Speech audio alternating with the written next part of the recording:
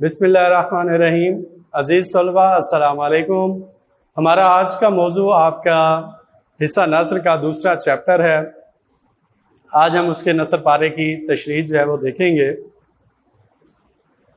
سیاسی تنزلی اور تخریب کے اس نازک وقت میں ایک پرخلوص اور مصلح سید احمد بریلوی پیدا ہوئے، جنہوں نے 1816 سے 1831 تک 15 سال میں مسلمانوں کی مذہبی اور معاشرتی خرابیوں کو دور کرنے کی کوشش کی۔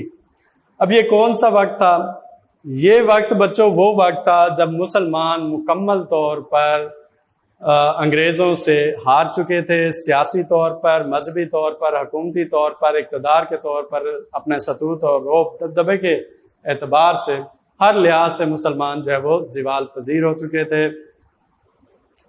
تو اس وقت شاہ عبد العزیز اور ان کے بیٹے شاہ ولی اللہ کے بعد ان کی جو خدمات تھیں یا ان کا جو کام تھا، اس کو ان کے شاگرد سید احمد بریلوی نے زندہ رکھا اور ہندوؤں کے خلاف اور سکھوں کے خلاف جہاد جاری رکھا۔ اور بچوں ویسے بھی جہاد جو ہے وہ فرض ہے۔ تو بچوں سیاسی تنزلی یعنی سیاسی طور پر مسلمان جو زوال پذیر ہو رہے تھے، اور جو ہندو اور انگریز مسلمانوں کے ساتھ تخریب کاری کر رہے تھے، جو انگریز برِ صغیر میں داخل ہوئے، آپ 2 کلاس سے یہ باتیں جو ہے وہ پڑھتے آ رہے ہیں کہ کس طرح تجارت کی غرض سے انگریز برطانیہ سے آئے اور برِ صغیر میں تجارت کے غرض سے، لیکن ایسا ایسا انہوں نے پورے برِ صغیر پر قبضہ کر لیا اور اپنا نوآبادیاتی نظام قائم کر لیا۔ تو بچوں اس تخریب کاری اور اس تنزلی کے اس نازک وقت میں ایک پرخلوص یعنی خلوص والا، نیک نیت، مصلح انسان یعنی اصلاح کرنے والا سید احمد بریلوی پیدا ہوئے، جن کا زمانہ 15 سال تک انہوں نے 1831 اور 1816 سے 1831 تک 15 سال تک بچوں انہوں نے جہاد کیا اور مسلمانوں کی اصلاح جو ہے وہ کرتے رہے، اور ایسا نظام بنایا جو کہ ایک مثالی نظام حکومت تھا۔ ایک چھوٹے سے علاقے کو انہوں نے فتح کیا اور بہت ہی اچھا نظام انہوں نے بنایا تھا۔ تو بچوں پھر ان کے پوتے شاہ اسمیل تھے، انہوں نے بھی اپنے دادا کے کام کو آگے بڑھایا اور انہوں نے بھی شہادت جو ہے وہ پائی۔ تو اس سلسلے میں مذہبی آزادی کے حصول کے لیے انہوں نے 1826 میں سکھوں کے خلاف جہاد کیا۔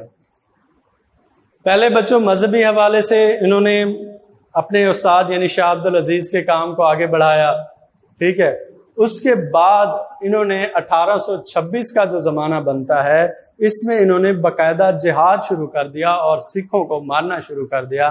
سکھ جو کہ بابا گرو نانک کو ماننے والے ہیں، یہ ان کا جو ہے عظیم ہستی ہے، بزرگ ہے، تو اس کو ماننے والے ہوتے ہیں۔ تو ان کے خلاف اس نے سید احمد بریلوی نے بچوں جہاد شروع کر لیا تھا، اور اس میں بہت حد تک کامیاب بھی ہوئے، اور آخر میں 7000 مجاہدین نے پشاور کے قریب کامیابی حاصل کی۔ اور بچوں 7000 مجاہدین اس کے پاس تھے، اور یہ موجودہ جو پشاور ہے، ہمارا جو علاقہ ہے پشاور کا، صوبہ سرحد کا نیا صوبہ جو ہے خیبر پختونخوا جسے کہتے ہیں۔ تو بچوں اس میں انہوں نے اس کے ساتھ کا جو علاقہ تھا، اس نے 7000 مجاہدین کے ساتھ اس علاقے کو فتح کر لیا تھا، اور اس میں کامیابی بھی حاصل ہو گئی۔ تو بچوں یہ کوئی نئی بات نہیں ہے۔ خالد بن ولید، طارق بن زیاد، محمد بن قاسم، یعنی جو بھی مسلمان حق کے لیے آیا ہے تو کامیابی نے اس کے قدم چومے ہیں۔ جب حق باطل کے سامنے آتا ہے تو فتح حق کی ہوتی ہے۔ تو سید احمد بریلوی کے ساتھ بھی کچھ ایسا ہی ہوا۔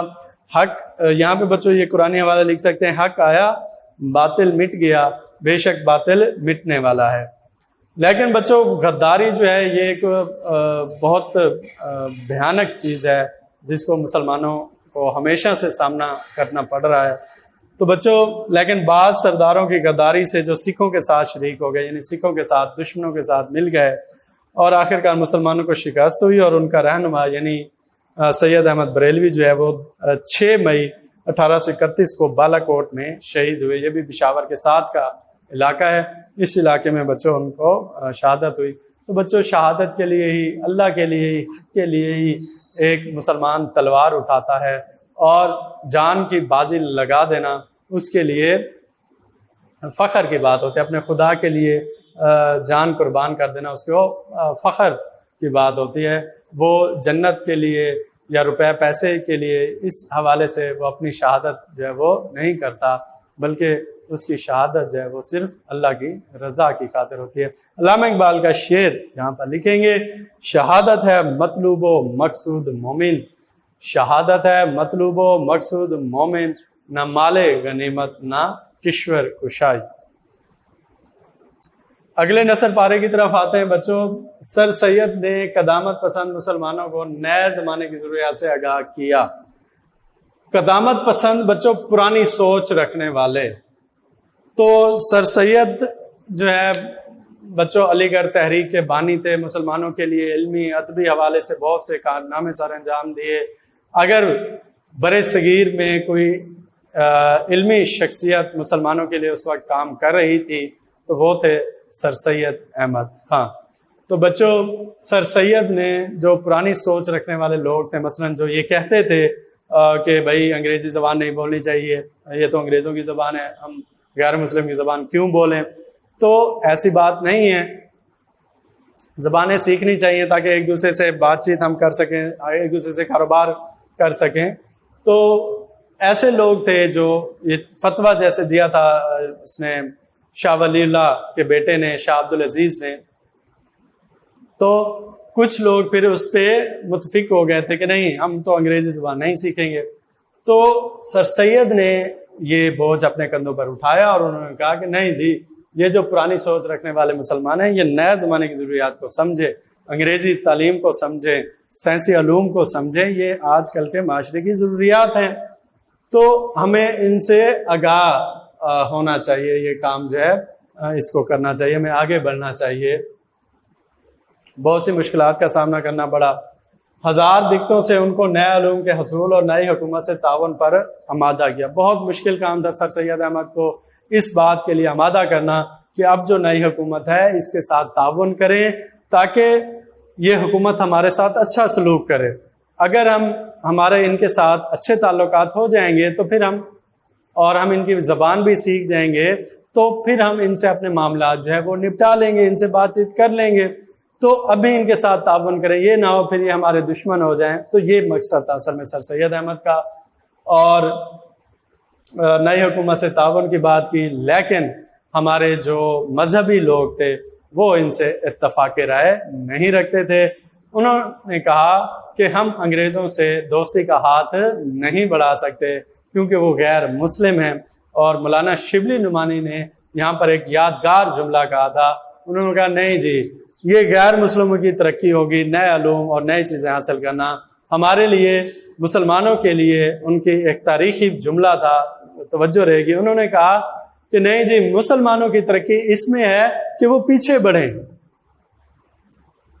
اتنا پیچھے بڑھیں کہ صحابہ کرام کی صف میں جا ملیں۔ تو بچوں جو کام پیارے آقا نے کیا، جو کام صحابہ کرام نے کیا، آج اگر ہم وہ کام شروع کر دیں، آغاز کر دیں تو ہم بھی ترقی کر جائیں گے۔ تو مسلمانوں کی ترقی یہ نہیں ہے کہ وہ آگے بڑھیں، مسلمانوں کی ترقی یہ ہے کہ وہ پیچھے بڑھیں، اور اتنا پیچھے کہ صحابہ کرام کی صف میں جا ملیں۔ یعنی جو کام ہمارے صحابہ کرام نے کیے، جو کام پیارے آقا نے کیے، وہ آج ہم کام کرنا شروع کر دیں تو ہم بھی ترقی یافتہ ہو جائیں گے۔ یعنی صحابہ کرام کیا کرتے تھے؟ اللہ اور اس کے رسول کی اطاعت کرتے تھے، اور ان کے ہر کام کو کرنا فرض عین سمجھتے تھے، سچ بولتے تھے، جھوٹ نہیں بولتے تھے، ملاوٹ نہیں کرتے تھے، کاروبار دیانتداری سے کرتے تھے، ذخیرہ اندوزی نہیں کرتے تھے، شراب نہیں پیتے تھے، زنا نہیں کرتے تھے، جھوٹ نہیں بولتے۔ تو یہ سارے خواص آج ہمارے اندر آ جائیں تو بچوں آج ہمارا زمانہ بھی ترقی کر سکتا ہے، ہم مسلمان بھی ترقی کر سکتے ہیں۔ لیکن اب ان جیسا کون بنے؟ وہ تو حضرت محمد عربی صلی اللہ علیہ وسلم تو وہ تھے جو اپنے لباس میں بھی پیوند خود لگاتے تھے۔ حضرت عمر فاروق نے ایک کرتے میں، حضرت عمر بن عبدالعزیز نے ایک کرتے میں اپنی ساری زندگی، جب انہوں نے بادشاہت اختیار کی تو ایک کرتے میں ساری زندگی گزار دی، ایک ہی لباس تھا ان کے پاس۔ تو آج ہمارے وزیر ایک لباس میں زندگی بسر کریں گے؟ ہرگز ہرگز ایسا نہیں ہو سکتا۔ تو مسلمانوں کی ترقی یہ ہے کہ وہ پیچھے بڑھیں، اتنا پیچھے کہ صحابہ کرام کی صف میں جا ملے۔ تو یہ اس بات پر سر سید کے بات اپنے حوالے سے ٹھیک تھی، مولانا شبلی کی بات بھی اپنے حوالے سے ٹھیک تھی۔ تو بچوں یہاں پر کچھ مسلمانوں میں اختلاف رائے جو ہے وہ قائم ہو گئی۔ پھر بچوں انہوں نے اپنی مذہبی تصانیف اور رسالہ تہذیب الاخلاق کے اجرا سے انہوں نے یہ ثابت کر دکھایا کہ اسلام عقل کے اصولوں پر مبنی ہے۔ تو بچوں یہ جو انہوں نے پھر مذہبی کتابیں بھی لکھی، جس میں دی لائف آف محمد، انہوں نے ایک کتاب لکھی جس میں پیارے آقا محمد عربی صلی اللہ علیہ وسلم پر ناؤز باللہ کچھ مضامین لکھے گئے تھے انگریزوں نے۔ تو اس کی جو ہے انہوں نے جو ہے تردید کی کہ یہ ایسا نہیں تھا، محمد عربی صلی اللہ علیہ وسلم جو ہے وہ ایسے انسان نہیں تھے جیسا کہ انگریزوں نے ناؤز باللہ فرمایا، کہا کہ پیارے آقا کو ناؤز باللہ شادیاں کرنے کا شوق ہے۔ تو ان باتوں کی تردید کی انہوں نے اپنی کتاب خطبات احمدیہ میں۔